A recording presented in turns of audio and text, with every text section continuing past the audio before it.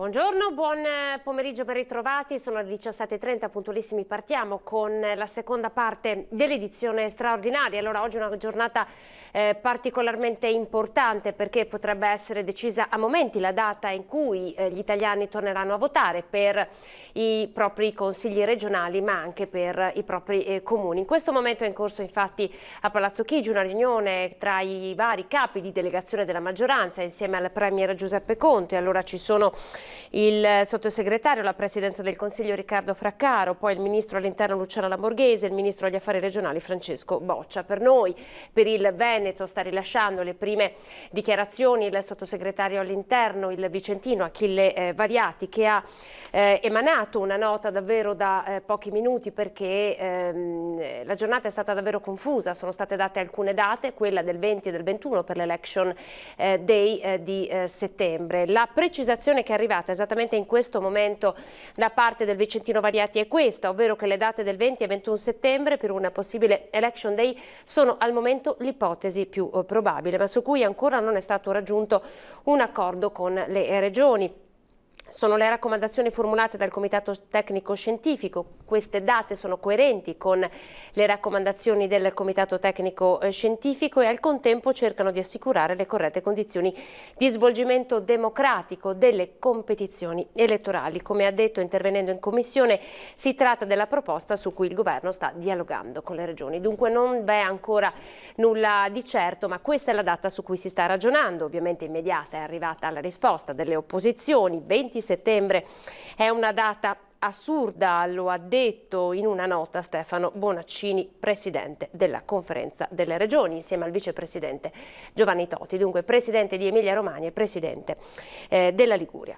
Io intanto vorrei salutare il nostro primo ospite, avremo tre ospiti nel corso di questa oretta che trascorreremo insieme prima di mandare in onda il notiziario regionale, il telegiornale del Veneto, ovvero Tatiana Paris Becker, il sindaco di Auronzo. Buon pomeriggio. Buon pomeriggio a lei e buon pomeriggio ai telespettatori. Allora andiamo in montagna, dunque saliamo ad Auronzo di Cadore, un po' insomma per quanto riguarda il suo territorio la notizia più recente è quella che ha visto ieri il possibile slittamento dei mondiali di sci, è stato paventato anche dal presidente Zaia nel corso della riunione alla protezione civile, ma insomma la decisione avverrà il 1° luglio. Come ha accolto anche lei, il suo comune, questa notizia? Il Comune di Auronzo ha accolto la notizia pensando che sia una decisione saggia da prendere in questo momento di grande incertezza, perché un evento così di portata appunto internazionale, che può essere un'opportunità di rilancio per tutta la montagna bellunese, deve essere svolto assolutamente nella massima sicurezza, quindi sicurezza per gli atleti, sicurezza per il pubblico, quindi io mi associo al mio collega sindaco di Cortina Ghedina, ma anche il pensiero del presidente Zaia, che è condiviso anche dal presidente della provincia Padrin, di cercare di organizzarli al meglio e al massimo delle possibilità per il 2022. Sono già stati fatti i calcoli di quello che potranno portare i mondiali di sci per il vostro territorio, anche a livello di indotto ovviamente? Ci sarà sicuramente un coinvolgimento anche del territorio del comune di Auronzo, perché è il comune contermine poi col comune di Cortina d'Ampezzo, è un comune turistico, quindi abbiamo 316.000 presenze all'anno anche nel 2019 e non so dirle il calcolo esatto, però sicuramente lavoreranno gli alberghi, lavoreranno gli impianti di risalita, ci sarà sicuramente anche una promozione del nostro territorio, che ricordo è il paese delle tre cime di Lavaredo, dei tre laghi di Misurina, Lago Antorno e di Santa Caterina, è uno dei comuni più grandi del Veneto con 220 km² nel cuore delle Dolomiti UNESCO. Insomma una bella boccata d'ossigeno sarebbe in un momento come questo. Allora la stagione turistica potrebbe partire, ancora non è stato confermato lo spostamento tra regione e regione a partire dal 3 di giugno. Quali sono le ultime notizie che ha anche lei come sindaco? Allora, innanzitutto Auronzo nello scorso weekend, che è stato il primo weekend di sole, è stato preso davvero d'assalto dai turisti. Io mi sono recata personalmente a Misurina, turisti naturalmente tutti veneti che hanno invaso ogni angolo delle nostre valli, sia il lungolago di Misurina, di Santa Caterina, ma anche le valli limitrofe, Val d'Arin, Val Marzon, quindi è un inizio, direi, di ottimismo per quanto riguarda la stagione estiva. Ci sono anche numerose chiamate che giungono quotidianamente al consorzio turistico, allo IAT, con richieste soprattutto per quanto riguarda gli appartamenti piuttosto che gli alberghi. Quindi questo sarà il trend dell'estate e io credo che la montagna sarà sicuramente favorita e un territorio come quello di Auronzo può garantire per le famiglie ma anche per gli escursionisti davvero sicurezza, ampi spazi, aria buona. Ricordo che abbiamo a Misurina anche il centro Pio XII per la cura e la riabilitazione dell'asma infantile e questi spazi appunto assicurano il distanziamento e quindi io invito tutti i veneti e poi se ci sarà questa apertura naturalmente tutti gli italiani a raggiungere le nostre Dolomiti Bellunesi.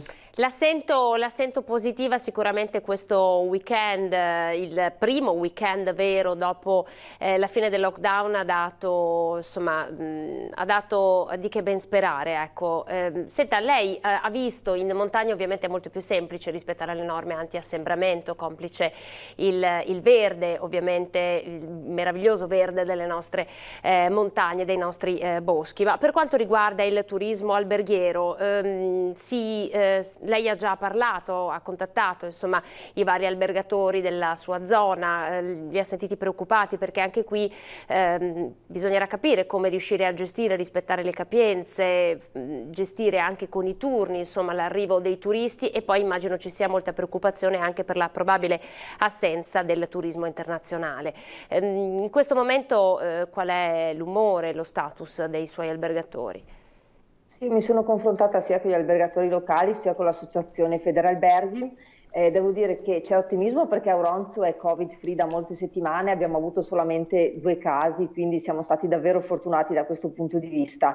Però c'è preoccupazione condivisa dagli albergatori, dal consorzio turistico e i vari enti che io ho convocato poi per una riunione qui in municipio nei prossimi giorni, appunto perché fino all'ultimo momento non si conoscevano quali fossero i protocolli da seguire, quindi davvero una corsa per organizzarsi, per poter aprire. Devo dire che ci sono già 4 strutture alberghiere che hanno aperto in paese e apriranno prossimamente entro fine mese per il ponte del 2 giugno e poi entro metà giugno tutti gli alberghi insomma saranno aperti, quindi sicuramente questo è positivo, però certamente ci saranno le problematiche legate appunto al distanziamento anche all'interno degli alberghi, ai pasti, a come somministrare insomma con il doppio turno e moltissime problematiche che anche dal punto di vista economico sono preoccupanti. Però possiamo dire che la stagione turistica è già cominciata nella montagna, ovviamente per quanto riguarda i veneti.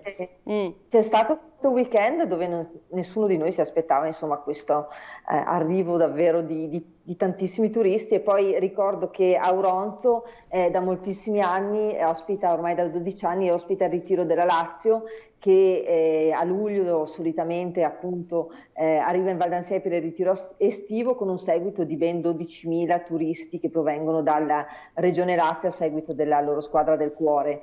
Quindi oltre alla Lazio abbiamo anche numerosi eventi, quelli di giugno naturalmente sono ormai saltati, però ci sono le gare internazionali di canoa che sono state posticipate a settembre, l'evento Dolomiti che sempre che si terrà all'aria aperta è un festival interamente dedicato alle donne sempre a settembre e ospiteremo anche noi i mondiali nel 2023, i mondiali di canoa junior e under 23.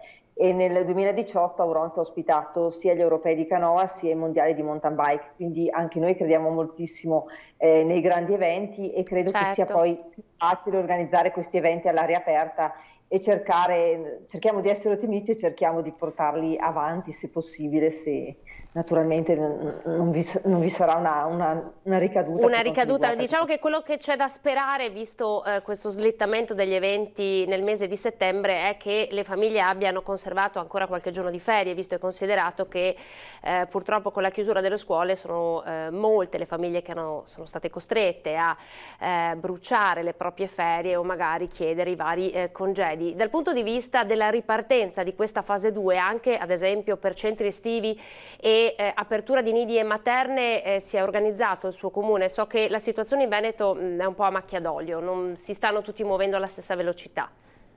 Sì, allora a Oronzo c'è un asilo nido integrato che tra l'altro era stato proprio inaugurato pochi mesi fa, c'è la scuola materna e un centro estivo. Io mi sono già confrontata con i gestori, domani ci sarà un'altra riunione, l'idea è quella di riaprire e mettere in piedi appunto questo centro estivo per dare un servizio anche alle famiglie dove i genitori lavorano, che si sono trovati in grossa difficoltà in questo momento. Quindi sicuramente assicuriamo la riapertura anche per i turisti poi che arriveranno in paese naturalmente. E come costi è sostenibile questo servizio secondo lei? Cioè, siete stati aiutati, stanno arrivando dei fondi, io so che anche come amministrazione comunale insomma, avete dovuto affrontare dei costi rilevanti per gestire questa fase di emergenza. Avete anche sostenuto le rette, ad esempio per far pareggiare i conti delle scuole? O del trasporto pubblico? Le scuole sono gestite da una cooperativa, quindi ci siamo accordati con la cooperativa affinché non chiedesse appunto le rette alle famiglie. Il trasporto pubblico, quello scolastico, il Comune di Auronzo rimborsa sempre le spese alle famiglie. Quindi c'è una grande attenzione nei confronti insomma, del sociale. Certo ci sono state numerose spese, però stiamo pensando di dare un aiuto alle famiglie e alle attività produttive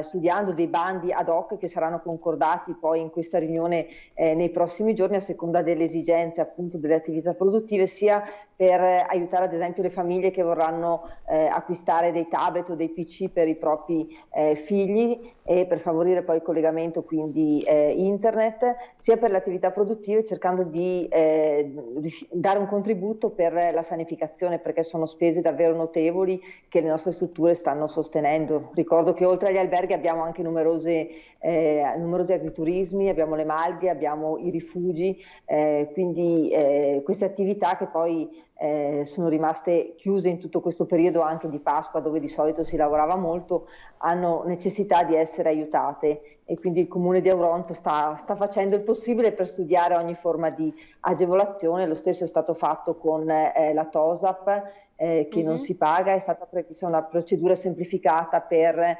dare degli spazi maggiori alle varie attività, appunto bar o ristoranti che vogliano mettere all'esterno. Sono già stati assegnati le varie gestioni dei vari rifugi, insomma Auronzo è costellato di rifugi meravigliosi, sappiamo insomma il bellissimo giro che c'è attorno alle Tre Cime di Lavaredo con la triade di rifugi, da quel punto di vista è già tutto pronto o sono già...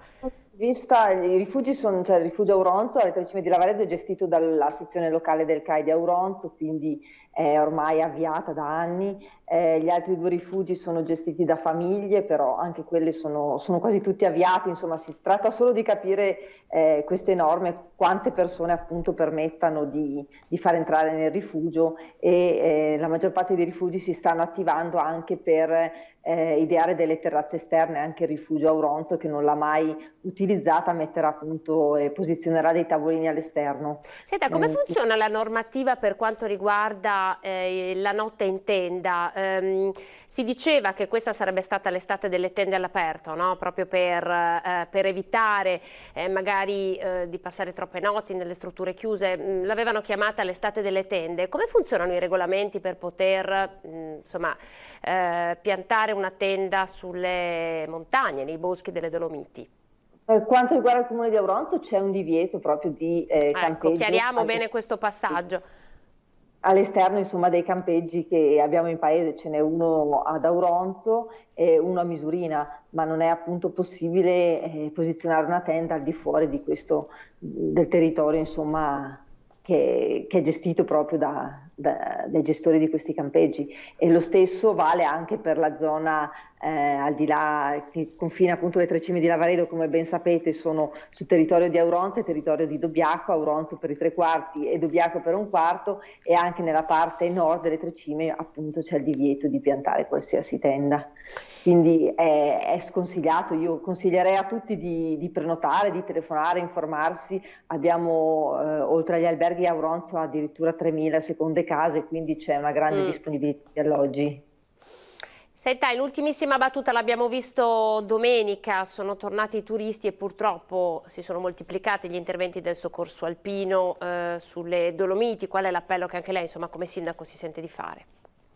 Beh, innanzitutto, prima di partire per un'escursione, io direi che occorre sempre una certa attenzione, informarsi sulle condizioni meteorologiche, informarsi sui luoghi e poi scegliere i percorsi a seconda della propria preparazione fisica, quindi non scegliere percorsi troppo azzardati, e se ci si trova in difficoltà piuttosto rientrare, tornarsene a casa. Questa è la regola fondamentale. Quindi il soccorso alpino poi di Auronzo, che vorrei ringraziare, è molto attivo, perché con le Tre Cime di Lavaredo la maggior parte degli interventi di soccorso si svolgono lì, e ricordo solo l'anno scorso che c'è stato un intervento molto particolare con uno straniero che addirittura è stato soccorso per 3 volte e non è mai, il soccorso alpino non è riuscito. I genitori del ragazzo avevano chiesto soccorso e lui si è rifiutato proprio di ricevere soccorso, quindi si trovano anche in difficoltà gli stessi soccorritori, ricordo che rischiano la propria vita per salvare la vita altrui. Quindi lo ricordiamo questo caso, lo ricordiamo bene, come il caso del turista che insomma andò in passeggiata con l'infradito. Ce ne sono di casi, ecco, mi raccomando, perché insomma la montagna è meravigliosa, ma insomma ha le sue regole. Grazie al sindaco di Auronzo per essere stato in nostra compagnia questo pomeriggio, una ventata di positività, la stagione di fatto è partita, il primo weekend è andato bene, speriamo si continui così. Arrivederci, grazie. Grazie sindaco, arrivederci. Nel frattempo abbiamo una notizia che riguarda sempre la montagna. Ciclone Vaia, raccolti 390.000 euro per i Vigili del Fuoco di Belluno, il fondo di solidarietà costituito a fine 2018 a favore delle popolazioni venete colpite dal ciclone Vaia. Da Confindustria Veneto, CGIL, Cisle Guide del Veneto ha raccolto oltre 390.000 euro. La somma è stata raggiunta grazie ai contributi volontari dei lavoratori attraverso devoluzione di ore di lavoro e ai versamenti parimenti volontari da parte delle imprese associate a Confindustria. L'importo è stato accreditato dai sottoscrittori sul conto corrente appositamente istituito dalla Protezione Civile. Verrà utilizzato per opere necessarie alla riqualificazione e l'adeguamento del centro di coordinamento soccorsi presso il comando dei Vigili del Fuoco. Buone notizie allora anche da questo punto di vista. Io vedo già collegato con noi Paolino Barbiero della SPCGIL, perché insomma non possiamo non parlare di anziani con la notizia che è uscita ieri, il crollo del PIL rivedrà le pensioni con insomma degli aggiustamenti importanti. Anche qui ci saranno delle perdite per i pensionati che continuano ad essere davvero l'anello debole della catena, continua ad essere la categoria che ha più sofferto questa pandemia. Allora intanto la saluto, buongiorno, buon pomeriggio Paolino. Grazie, buongiorno. Mi sento. Allora, ci chiarisce un po' la notizia che è uscita ieri legata a queste pensioni, per cui ci potrebbe essere una perdita del 3%, una rivalutazione al ribasso a causa del crollo del prodotto interno lordo. Ci chiarisce un po' che cosa potrebbe succedere? Sì, ha usato un termine giusto, ci potrebbe, esatto. Ma non è, perché tutto parte dalla riforma Dini del 1995, dove si è passato dal sistema retributivo per calcolare la pensione, quindi la retribuzione degli ultimi anni, un calcolo con i contributi versati tutta la vita lavorativa. Poi tra l'altro quella riforma, ricordo, ha anche rotto il muro dei 35 anni, perché si andava in pensione con 35 anni di contributi, mentre adesso e fino al 2026 ce ne vogliono 42 e 10 mesi per gli uomini e 41 e 10 mesi per le donne, più 3 mesi di finestra. Cosa è successo? Quella volta è stata stabilita una norma che sostanzialmente determinava dei coefficienti per il tasso di capitalizzazione dei contributi rispetto al PIL che cresceva. Questo tra l'altro è stato fatto in un'ottica in cui se il PIL cresce tanto era meglio non aumentare tanto le pensioni, quindi il coefficiente aveva quell'effetto di deterrenza. Poi però è successo l'inverso, che il PIL invece di crescere è calato, e abbiamo avuto il primo esempio non più tardi di qualche anno fa, nel 2015, dove il tasso di capitalizzazione è andato sotto l'1. Qui faccio una moltiplicazione per rendere chiaro il concetto. Se ho 100.000 euro e il tasso di capitalizzazione è 1, mi restano i miei 100.000 euro di capitalizzazione per calcolare la pensione. Se invece il tasso va sotto, esempio 0,9, non ho più i 100.000 euro, ma mi diventano 90. Quindi in questo caso avrei una perdita sul calcolo della pensione. Nel 2015 l'articolo 5 della legge 65 ha stabilito che comunque il tasso di capitalizzazione, anche con il PIL che cala, non può mai andare sotto l'1%. Quindi vuol dire che con un PIL che cala, che tra l'altro deve essere guardato negli ultimi 5 anni, certo. Anche se andasse sotto, se non cambiano questa norma nel 2015, il tasso di capitalizzazione resta 100 e quindi non c'è una caduta come hanno scritto i giornali. Ho l'impressione che molto spesso serve a fare confusione invece di fare chiarezza. Lei dice che c'è la caccia al titolo. Sì, secondo me sì. Guarda, concordo con te, perché per esempio sto guardando adesso le normative sul lavoro domestico e i soldi che stanno mettendo a disposizione per le lavoratrici del settore domestico, che era uno dei punti che noi avevamo criticato perché il governo l'aveva lasciato fuori, è stato rimesso dentro. Sì. Sto guardando per esempio la normativa sul babysitting, cioè noi abbiamo i nonni che se dimostrano di aver assistito i nipoti perché i genitori sono stati tutti e due al lavoro, adesso stanno prendendo i 600 euro e il mese prossimo saranno 1.000 euro. Io questa mattina ho incontrato 10 persone che la settimana scorsa erano arrabbiate perché non prendevano i 600 euro, questa settimana sono comunque arrabbiate, perché chiaramente non è facile uscire da questa crisi, ma almeno hanno visto i 600 euro.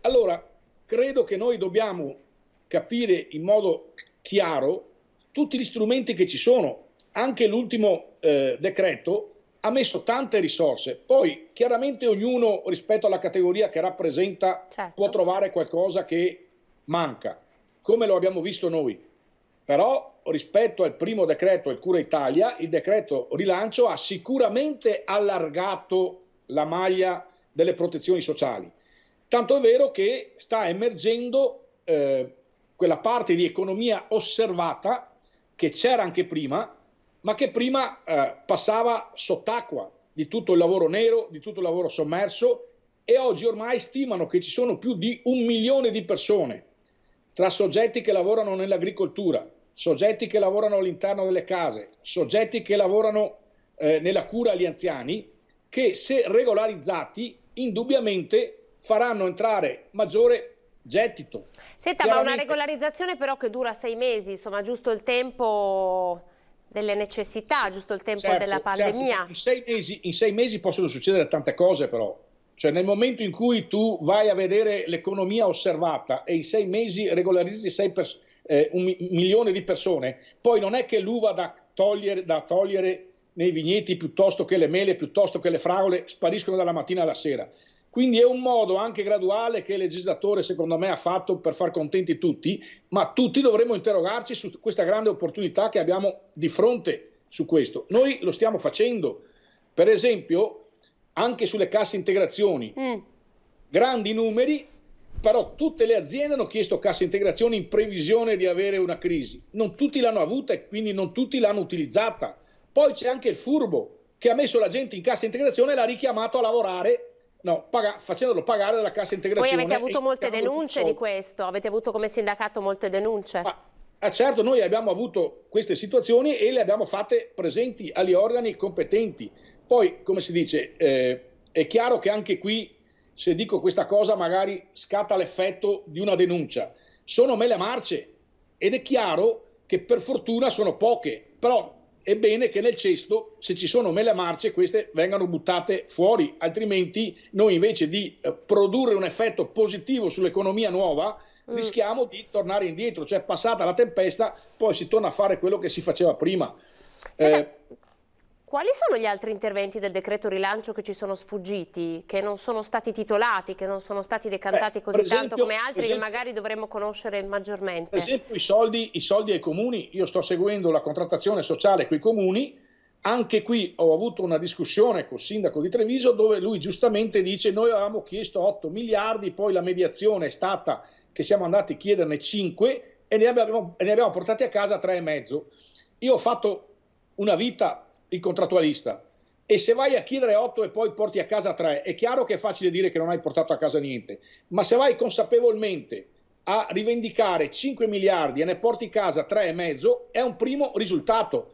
Il punto vero è che adesso i comuni devono, come si dice, spenderli bene, perché comuni grossi, che per esempio come Treviso non prende 1 milione di multe, è chiaro che il comune sta male perché non prende quel milione. Staranno meglio quelli che non pagano le multe per arrivare a quel milione. Cioè è tutto un sistema nuovo che noi dobbiamo rimettere in piedi.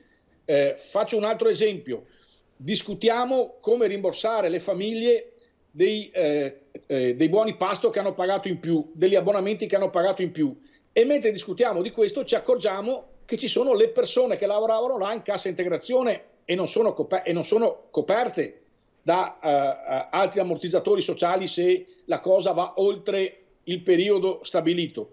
Lo stesso lavoro domestico che appunto non tutti sanno, la parte dei nonni che fanno assistenza ai nipoti che potrebbero chiedere il bonus di 600 euro, che tra l'altro da questo mese diventa di 1.000 euro e invece nel pubblico impiego passa, come si dice, da 1.000 a 2.000.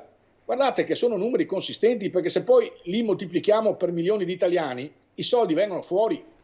E non è che sono tutti i soldi che vengono fuori dall'Italia, ci sono anche tutte quelle partite di trasferimento dell'Europa.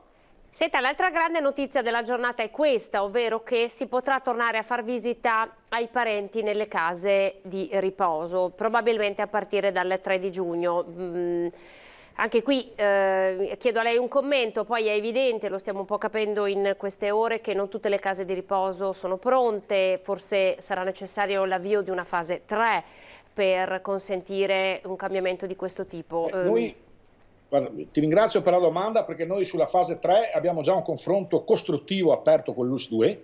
Siamo stati i primi nel Veneto che hanno fatto l'osservatorio sulle strutture per gli anziani, quindi non solo case di riposo, ma anche tutte le attività di assistenza domiciliare, tutte le cure palliative che si fanno a casa, tutti i centri diurni che sono chiusi, che devono essere aperti, tutti i centri della disabilità, e abbiamo visto che una parte di focolaio nelle case di riposo è proprio partito perché sono stati lenti a isolare le persone che stavano dentro e a mettere in sicurezza quelli che andavano in contatto per fare il lavoro che si deve fare per assistere un anziano. Adesso che i focolai sono rientrati tutti, bisogna stare attenti, ma mi hanno girato qualche minuto fa le linee guida, quindi dobbiamo ancora leggerle, fatte dalla Regione, ma avevamo visto delle bozze. Le linee guida chiaramente evitano i contatti ravvicinati, cioè sono comunque contatti a distanza, contatti dove alla fine non è che puoi andare ad abbracciare il tuo caro, bisogna ancora aspettare, ma credo che sia giusto così se si vuole continuare poi un domani ad abbracciare il caro vivo, altrimenti c'è il rischio che noi apriamo una nuova contaminazione e questo sarebbe dannoso per l'economia e quindi avremo bruciato molte risorse che oggi sono messe in pista e non avremo quell'effetto che invece dovrebbero determinare.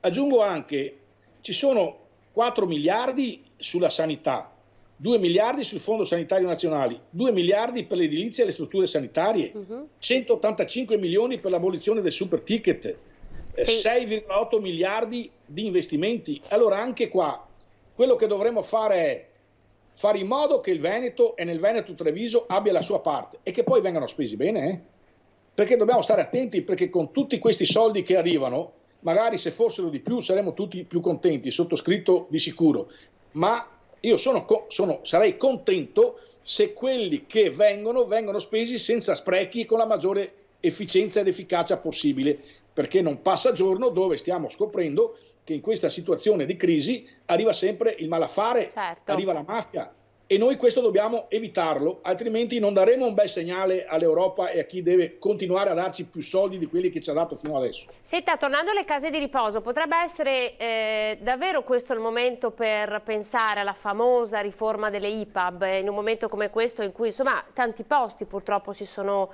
liberati e forse c'è anche qualche famiglia che ha paura di mandare il proprio caro in casa di riposo. Insomma, si è creata una situazione davvero particolare attorno a queste strutture e residenze per anziani, dove di fatto gli anziani vivono, trascorrono la loro vita, quindi sono dei luoghi davvero importanti. È il momento forse di pensare alla riforma? Ma guardi, come dice il governatore, la riforma avrebbero dovuto farla l'anno scorso. Poi quando hanno visto i problemi che sono nati per esempio con la riforma delle case ATER, che hanno dovuto fare marcia indietro, hanno preferito non addentrarsi nella riforma delle IPAB aspettando dopo le elezioni.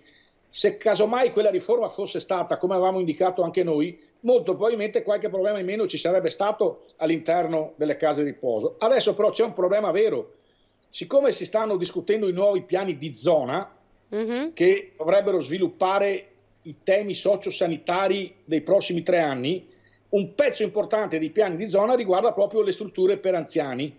E qui cosa succede? Che se andiamo a guardare le richieste che sono state avanzate fino adesso dal pubblico e dal privato per fare case di riposo, se tutte queste vanno in porto, fra 3 anni noi avremo 6.000 posti letto per anziani.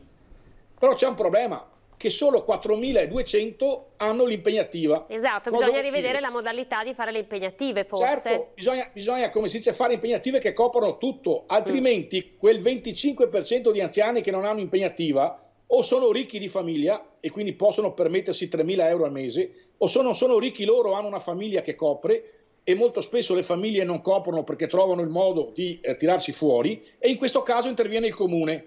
E se un comune di medie dimensioni gli capitano 3 anziani da pagare per intero, sono 100.000 euro che se ne vanno, e chiaramente sono 100.000 euro in meno per l'infanzia, sono 100.000 euro in meno per le famiglie e tutto quello che ci va dietro. Quindi la riforma delle IPAB, ma anche una corretta relazione tra pubblico e privato va trovata.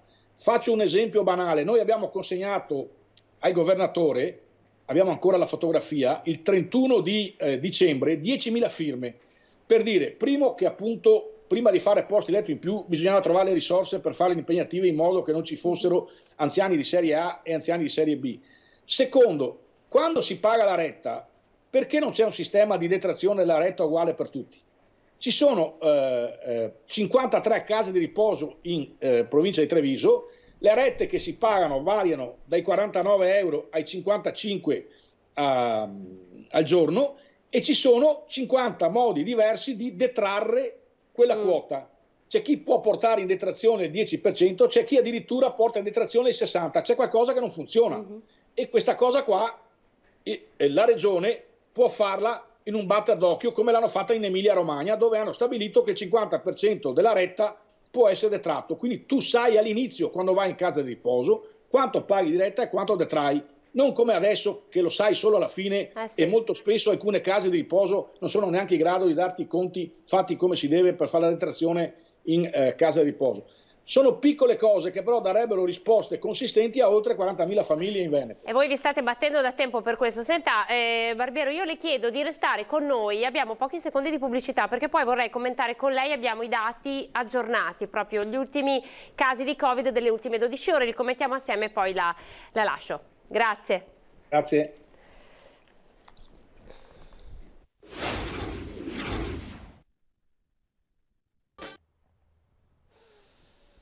Eccoci di nuovo in onda, stiamo tenendo in linea il segretario della SPI CGIL, abbiamo parlato fino adesso di pensioni ma poi anche di pensionati e case di riposo, e con lui vorrei commentare gli ultimissimi dati che sono arrivati, i dati che raccontano l'andamento del contagio delle ultime 12 ore. Allora, per quanto riguarda il quadro nazionale, ieri in tutta Italia c'erano stati 300 positivi, oggi nelle ultime quindi 12 ore sono 159 soltanto in Lombardia. Dunque in Lombardia c'è stato un aumento di contagi. Sono soltanto 4 le regioni in Italia dove non c'è stato nessun contagio. Il Veneto ha avuto 2 contagi nelle ultime 12 ore. Allora ecco qua, questa è la tabella appena diffusa dall'azienda Zero, il famoso bollettino che vi stiamo mostrando 2 volte al giorno ormai da 2 mesi e mezzo a questa parte. Eccoli qua, 2 casi in Veneto, uno nel veneziano, poi uno nel bellunese, in realtà nel bellunese sono 3. Ma ci sono 2 assegnazioni in corso. Attualmente positivi sono 2.382 cittadini, guariti 14.831, il totale dei casi, quindi delle persone che si sono ammalati di Covid-19 in tutto il Veneto dall'inizio dell'emergenza, 19.107. Andiamo a vedere i dati legati alle terapie intensive, continuano ad essere molto bassi, in tutta la Marca Trevigiana non c'è un solo paziente ricoverato in terapia intensiva, i dati più alti sono i 4 ricoverati presso l'ospedale di Dolo, quindi siamo nel veneziano. Ci sono stati 3 decessi nella giornata di oggi, 2 pazienti sono deceduti presso l'ospedale di Sant'Orso e un altro paziente è deceduto all'ospedale di Vittorio Veneto. Questi sono i dati delle ultime 12 ore. Con Paolino Barbero, se è ancora con noi, un breve commento di questi dati, di questo trend della nostra regione, se ce l'abbiamo ancora con noi, altrimenti non c'è. E allora li faccio commentare direttamente alla nostra prossima ospite perché la vedo collegata. Non a caso è la referente della sede di Treviso della Croce Rossa, lei è Ketty Tempesta. Buon pomeriggio Ketty. Buonasera. Buonasera. Allora, grazie per aver accettato l'invito. Abbiamo 2 casi in tutto il Veneto, quindi il trend si conferma ancora positivo. Facciamo un commento proprio a nome della Croce Rossa, visto che voi siete in prima linea davvero dall'inizio dell'emergenza. Beh, evidentemente se abbiamo 2 casi vuol dire che stiamo lavorando bene, noi e ovviamente tutti gli operatori sanitari che ci sono. Quindi per questo noi è una fonte di gioia, soprattutto per aver insegnato in maniera abbastanza corretta alla popolazione come usare alcuni dispositivi. Devo dire che se i numeri continuano ad essere così, sicuramente, ripeto, stiamo percorrendo un'ottima strada. A questo proposito, cosa ne pensa delle ultime dichiarazioni che sono arrivate un po' in ordine sparso negli ultimi giorni da parte, ad esempio, del sindaco di Venezia, piuttosto che di altri rappresentanti di associazioni di categoria che dicono, se i dati continuano in questo modo, presto potremo togliere la mascherina. Cosa ne pensa lei di questo gesto che potrebbe cambiare di molto le cose? Dunque, francamente lo trovo un po' prematuro. Viste le movida che ci sono un po' in giro, visto quello che sta succedendo ultimamente. Chiaro che come abbiamo visto precedentemente, se rispettiamo un po' le regole e i giorni che siamo stati reclusi dentro in casa ci hanno insegnato tante cose, forse in via d'uscita ci siamo. È anche vero che quello che si dice in giro, che il virus sta perdendo un po' di aggressività, probabilmente ci aiuterà. Chiaro che io non abbasserei la guardia, ecco, come cittadina non abbasserei la guardia. Ecco che noi siamo stati invitati proprio oggi, infatti io sono appena arrivata da Udine, dalla Croce Rossa di Udine per insegnare alcune cose fondamentali proprio per non abbassare la guardia ai loro dipendenti delle autovie venete, quindi non stiamo parlando di gente così, voglio dire, cittadini comuni, quindi dipendenti delle autovie venete che devono imparare a igienizzarsi le mani, devono imparare ad usare i guanti, la mascherina. Quindi se noi continuiamo su questo percorso probabilmente sì, ne verremo fuori, però io non abbasserei proprio tanto la guardia. Allora io so che domani voi siete a Treviso, Mogliano, se non sbaglio, mi dica le tappe. Esatto, domani faremo Treviso Nord e faremo la Bagliera di Mogliano, dove insegneremo ai loro dipendenti sempre delle autovie venete come adoperare, appunto come dicevo, le mascherine, cioè quali mascherine devono effettivamente usare, l'uso corretto dei guanti, come igienizzarsi le mani e tutta una serie di procedure quindi di assemblamento, evitare l'assemblamento, mantenere le distanze consigliate, utilizzare, se uno usa la macchina aziendale per spostarsi da una parte all'altra, poi deve comunque igienizzare il volante, il cambio, le bocchette dell'aria se le tocca, e le maniglie entrata e uscita, cioè quindi tutta una serie di cose che noi stiamo cercando di insegnare a queste persone, ecco, perché ci hanno chiesto appunto di istruire le persone in questa maniera. Senta, da docente le chiedo quali sono gli errori più comuni che si fanno, che facciamo noi, insomma, quotidianamente. Beh, le cose che si sbagliava normalmente era il lavaggio delle mani, togliere i guanti, togliere la mascherina. Sembravano delle cose banali, però sono le cose che si va a infettare di più di tutti. Quindi l'uso della mascherina va messa in maniera corretta, cioè quindi va coperto naso, bocca e deve arrivare fino al collo. Si deve togliere dagli accetti dietro sfilandola così, quindi non come uno la prendeva proprio per il naso e la gettava a terra. Lo stesso guanto, c'è un modo ben preciso per sfilare i guanti, cioè quindi vanno pinzati in una mano, tirati fuori, chiusi nella mano opposta e poi sfilati in una determinata maniera in modo che si lavori nell'interno del guanto e non all'esterno dove c'è lo sporco. Quindi sono tutte piccole cose che ovviamente la popolazione non era pronta, quindi gli errori ci sono stati, quindi insomma non possiamo neanche farne proprio una colpa. Che effetto ecco. le ha fatto vedere le immagini insomma, che hanno girato dappertutto, insomma, direi davvero anche i network di tutta Italia, le immagini di Verona con i ragazzi con la mascherina abbassata che insomma, facevano l'aperitivo, che effetto le hanno fatto? Io ho 2 figlie, di cui una della stessa età di quei ragazzi là, e devo dire che mi sono un po' arrabbiata, ecco, in quanto portatrice, diciamo, come Croce Rossa di colei che, voglio dire, dovrebbe insegnare, spiegare alcune cose, dove sono state spiegate largamente, e in un colpo di spugna questi hanno praticamente azzerato, cioè erano attaccati, non avevano il metro, 2 metri di distanza, la mascherina era abbassata, e facevano baldoria. Lo trovo un po' scorretto, non c'è stato rispetto, non c'è rispetto nel cittadino che, voglio dire, povero, ha rispettato magari le restrizioni proprio per evitare di ritornare indietro. Concordo con i vari sindaci, con Zaia stesso, che dice a un certo punto: se non vi date una regolata chiudiamo tutto. Quindi rischiamo di doverci muovere per ordinanze. Esatto, ed è una cosa che secondo me non è proprio corretto. Ci siamo sacrificati tanto come veneti, stiamo facendo ulteriormente dei sacrifici non da poco. Non riesco a capire perché questi ragazzi devono proprio così, cioè intanto non succede niente, tanto io sono giovane, non succede niente, no, cioè lo trovo un po' scorretto. Ecco. Un'altra cosa che le chiedo di commentare è questa: è partita la campagna proprio della Croce Rossa, insomma dei famosi test sierologici in tutta Italia, finanziata dal governo. Pare, queste sono proprio le ultime ore che abbiamo a disposizione, che l'adesione non sia stata così massiccia, insomma la gente non ha voluto farsi fare il test sierologico, non si è presentata, non gli interessa sapere se ha sviluppato o meno gli anticorpi per il Covid-19. Perché succede questo secondo lei? Ma forse un po' di paura, principalmente la paura di poi se sono positiva che cosa succede. Io la leggo così, nel senso, noi abbiamo partecipato allo screening che è stato fatto al Palaverde, diciamo quindi i primi dal 5 maggio in poi, a tutte le forze dell'ordine, ai sindaci, ai vari comuni, alla protezione civile, polizia locale e quant'altro.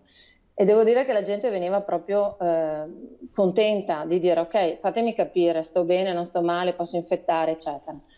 Io la vedo come avevano paura comunque di entrare semplicemente al Palaverde, perché chissà che cosa si aspettavano che gli succedesse. Quindi io penso sia la paura di non volere provare a capire per assoluto se uno è positivo. Loro si aspettano chissà che cosa, restrizioni, mi chiudono dentro in casa, cioè hanno ancora una visione un po' contorta di che cosa può essere il caso positivo. Ecco. Quindi del percorso che poi potrebbe aspettarli, magari dover stare a casa, essere isolato, non andare a lavorare, perché poi in questo momento non andare a lavorare, non aprire un negozio dopo l'attesa potrebbe rappresentare davvero un problema dal punto di vista economico, e quindi probabilmente per molti sarebbe una realtà difficile da accettare. E invece le case di riposo che potrebbero riaprire ai visitatori, anche qui insomma voi siete stati testimoni, un focolaio, i focolai più grandi sono scoppiati proprio all'interno delle case di riposo. La fase 2 per le case di riposo potrebbe arrivare a partire dal 3 di giugno. Cosa dice? Allora, io penso che le case di riposo, visto quello che è successo appunto nei comuni limitrofi di Treviso, dovrebbe essere la cosa ultima da prendere in considerazione, cioè far entrare delle persone all'esterno. Tante case di riposo a Treviso, che io conosco e voglio dire molto bene anche i direttori, hanno immediatamente chiuso tutto ed è stato il loro punto di forza. Hanno isolato completamente tutti, non facevano entrare nessuno, scusate, hanno immediatamente preso i vari operatori, i vari OS, gli hanno immediatamente fatto i vari screening e hanno cercato di tenere tutto blindato all'interno della casa. Adesso l'idea è quella di fare riaprire, ma con ovviamente una serie di misure di restrizione, quindi delle apposite barriere, tenerli a distanza, non avvicinarli più di tanto, perché giustamente questi poveri anziani sono chiusi dentro da una vita e non riescono a vedere all'esterno i propri cari ed è una cosa bruttissima, sono come quelle persone povere che sono dovute affrontare il passaggio al di là da soli, è una cosa che non penso sia stato il massimo per i familiari. Forse è stata la cosa più atroce di questa pandemia, la più atroce, il fatto di non potersi salutare, non poter, insomma, è la morte in solitudine, ecco. Ecco, quindi secondo me i direttori delle case di riposo, se vanno avanti come sappiamo, cioè sentiamo dire, quindi con delle barriere di un certo tipo, farli entrare solo magari 10 minuti, un quarto d'ora a distanza senza farli toccare, probabilmente arriveremo a un buon punto. Forse è stato un po' sottovalutato all'inizio il tutto, quindi ecco i famosi casi, ecco i focolai che voglio dire sono scoppiati un po' nelle case di riposo. Là purtroppo bisognerebbe capire effettivamente come è partito il contagio e come mai insomma, sia stato così deleterio per tutti quanti. Certo. Poi lì insomma la magistratura in alcune strutture sta già indagando, quindi non è, diciamo, non è compito nostro. No. Abbiamo ancora un paio di minuti a disposizione. Io davvero vorrei dedicarli ad un suo pensiero personale riguardo a lei e a tutta la sua squadra, perché siete stati insieme a medici, infermieri, un po' gli angeli in questa situazione, le persone che hanno lavorato in prima linea. Un suo pensiero, la cosa che ricorda con più emozione la fase più dura? Beh, allora, la fase più dura è stata a un certo punto dover affrontare questa emergenza, dover essere addestrati con dei corsi fatti proprio in SUEM, dove con noi abbiamo una convenzione, dover indossare quelle famose tute alla Ghostbusters, starci dentro delle ore e portare in giro persone e portarli a casa, soprattutto perché il nostro compito era quello di allontanare le persone una volta guariti, allontanarli dall'ospedale e portarli a casa o nelle strutture diciamo che li ospitava e dover portare via queste persone bardati come eravamo, dall'altra parte il paziente ci guardava come se fossimo degli extraterrestri. Uno shock. Quindi quella è stata una cosa che insomma tanti ragazzi della mia squadra in prima linea hanno dovuto affrontare. Noi siamo tanti perché siamo un comitato di Treviso con tantissime sedi, abbiamo quasi 10 sedi sotto di noi e tutti quanti hanno messo del loro, hanno lavorato, hanno sudato, hanno pianto, hanno fatto giorni interi perché appunto erano in cassa integrazione o non lavoravano e hanno proprio vissuto giorno e notte, sono andati addirittura a coprire dei turni notturni al mercato ortofrutticolo, hanno dato una mano ai varchi dell'ospedale, cioè si sono proprio impegnati, stremati come non mai. Tanti sono andati anche a fare delle esperienze, abbiamo una dottoressa e una volontaria che sono andate, voi sapete benissimo, a fare delle esperienze fuori regione e sono tornate ancora più sconvolte di quello che erano alla partenza. Quindi io posso solo dire, in quanto referente di sede, un grazie, ma veramente grazie di cuore a tutti i ragazzi che sono nella mia squadra, perché ci hanno messo veramente anima e cuore. Per quello a me dispiace adesso vedere questi ragazzi che vanno via con la mascherina abbassata e come se nulla fosse. Loro non hanno idea di che cosa, tra virgolette, noi dall'altra parte abbiamo passato per dare una mano, che questo non diventasse una chiusura totale, una disperazione. Quindi la situazione non sfuggisse di mano. Katie, Esatto. la devo ringraziare perché siamo davvero alle battute finali, abbiamo il telegiornale del Veneto da far partire. Grazie davvero e questo grazie è rivolto a lei per la sua presenza oggi, ma a tutta la sua squadra per il lavoro fatto e che faranno. Grazie. Buon pomeriggio. Grazie ancora e arrivederci. Grazie. Grazie a lei. Allora noi ci fermiamo, sono le 18:24, pochi secondi di pubblicità e poi il telegiornale del Veneto. Grazie per essere stati in nostra compagnia. Arrivederci.